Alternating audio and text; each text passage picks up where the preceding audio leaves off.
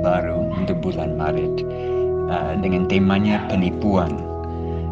Kita akan belajar karakter tentang bicara dan bertindak benar atau dengan menipu dan bagaimana dampaknya. Hari ini penipuan punya dampak sekarang dan di masa depan, dan kita akan belajar dari Kejadian 37 sampai 45. Tapi pertama saya mau katakan bahwa pada dasarnya kita manusia, kita diciptakan Tuhan sebagai makhluk sosial yang membutuhkan orang lain dalam hidup ini. Jadi lingkaran sosial yang paling kecil dan paling penting itu persaudaraan di dalam keluarga. Jadi banyak orang mengalami bahagia di dalam keluarga dengan relasi dengan adik dan kakak dan sepupu.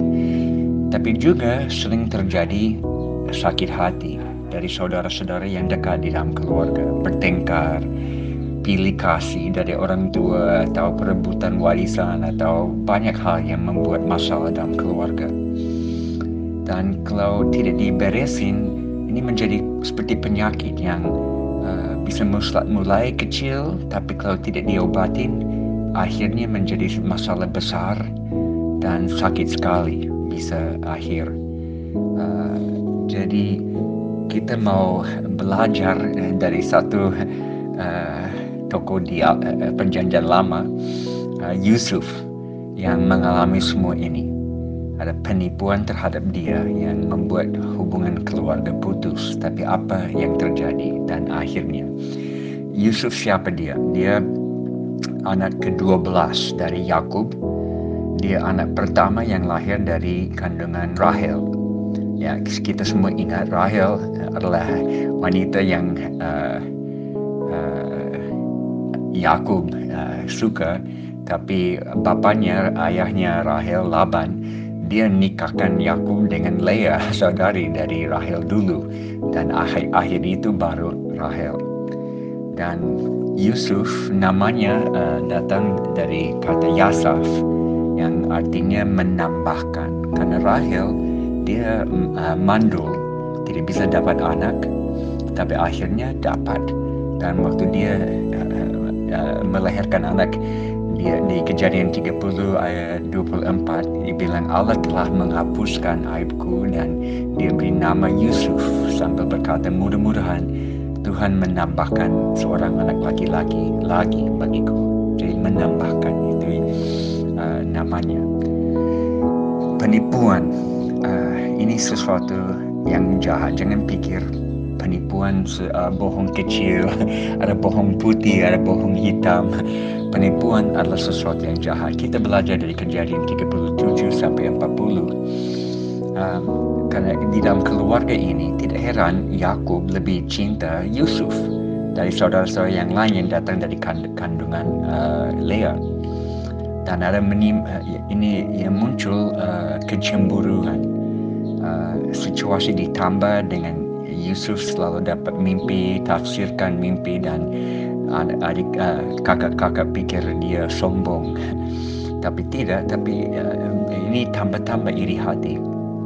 Dan berakhir dengan rencana pembunuhan terhadap Yusuf oleh saudara-saudara sendiri. Kejadian 37 ayat 18.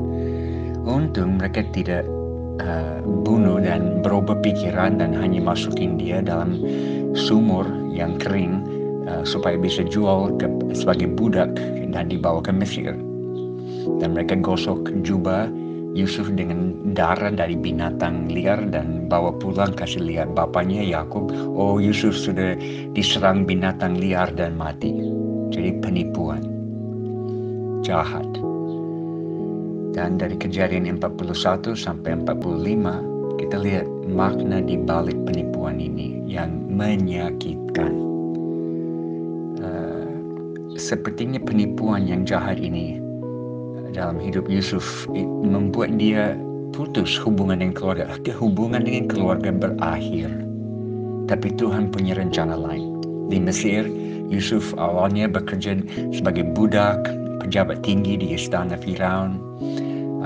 Karena berkat Allah dalam hidupnya, karir Yusuf makin lebih bagus.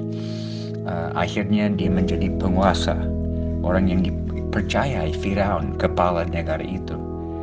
Dan Yusuf satu waktu perintahkan semua orang Mesir kumpulin makanan cukup diam lubang-lubang besar karena akan ada kelaparan 7 tahun. Dan mereka buat 7 tahun simpan, 7 tahun ada kelaparan tapi ada makanan. Tapi di Israel di mana Yakub dan saudara-saudara lain dari Yusuf ada, mereka kelaparan dan Yakub suruh anak-anak ke Mesir untuk beli makanan supaya mereka bisa bertahan. Dan waktu mereka ke Mesir, mereka harus berhadapan dengan Yusuf, adik yang dibuang. Mereka tidak mengenal Yusuf, tapi Yusuf mengenal mereka. Kejadian 42. Dan Yusuf bertindak seolah-olah dia tidak mengenal mereka, dan akhirnya tuduh mereka sebagai mata-mata yang datang ke Mesir dan mau curi piala dari Yusuf. Di sini menarik, walaupun ada sejarah negatif dan buruk, Yusuf masih mencinta ayah dan saudara-saudara. Di balik kata-kata dan tuduhan ini sebetulnya Yusuf sedang membuat saudara-saudara sadar kesalahan mereka. Dan puncak cerita ini datang waktu pengampunan Yusuf terhadap saudara-saudara. Dan dilihat saudara-saudara siap berkorban untuk adik Benyamin, saudara mereka yang paling muda. Yehuda siap mengganti Benyamin saat mau ditangkap karena tuduhan pencurian. Jadi dulu mereka ingin kematian Yusuf karena dengki, iri hati. Sekarang mereka siap berkorban demi saudaranya yang lain. Jauh beda. Dan akhirnya Yusuf kenalin diri sebagai, ya saya adikmu, dan dia maafkan mereka dan pemulihan keluarga terjadi. Apa yang kita belajar? 3 hal. Sejak awal Yusuf digambarkan sebagai orang benar. Dia tidak disukai oleh saudara-saudara, tapi bukan karena dia salah. Kita juga seringkali demikian. Dibenci, dimusuhi, ada sakit hati, ada iri. Ini bertumpuk-tumpuk dalam hati orang lain terhadap kita. Dan Yusuf harus bertahun-tahun berjuang untuk bertahan walaupun saudara-saudara rasa begitu terhadap dia. Kadang-kadang kita begitu sering menyimpan kesalahan orang lain dalam hati dan tidak mau lupa, seperti bom waktu yang akan meledak.